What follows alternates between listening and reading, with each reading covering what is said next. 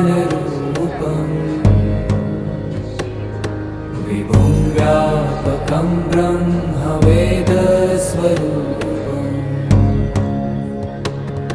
निजं निर्गुणं निर्विकल्पं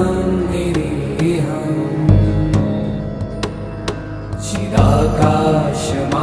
चिदाकाशमाकाशवासं भजेऽहम्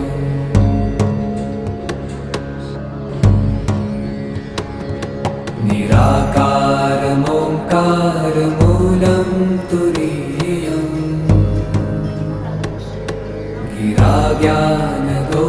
गिराज्ञानगोतीतमीशं गिरीशम्